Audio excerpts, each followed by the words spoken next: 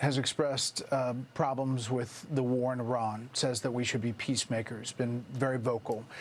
The president took to Truth Social saying Leo should be thankful because, as everyone knows, he was a shocking surprise. He wasn't on any list to be pope, was only put there because the church, because he was an American, they thought he would be good, best way to deal with President Donald J. Trump. If I wasn't in the White House, Leo wouldn't be in the Vatican. Just wondering, as a Catholic, how you consider this Truth Social post, and then the post of the picture, which a lot of people took as the president posting a picture of himself as Jesus. He later said that he posted it as thinking as a doctor saving people. I thought it was me as a doctor, and had to do with Red Cross as a Red Cross worker there, which we support, and only the fake news could come up with that one.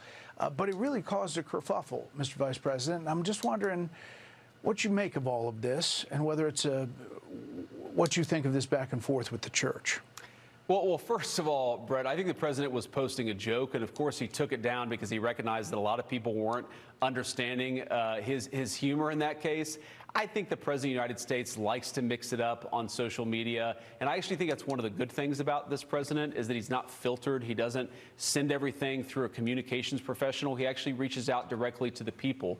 You know, when it comes to the disagreements with the Vatican, look, we're going to have disagreements, Brett, from time to time. I think it's a good thing, actually, that the Pope is advocating for the things that he cares about. But we're always going to have disagreements on matters of public policy, or I should say, sometimes we're going to have disagreements on matters of public policy.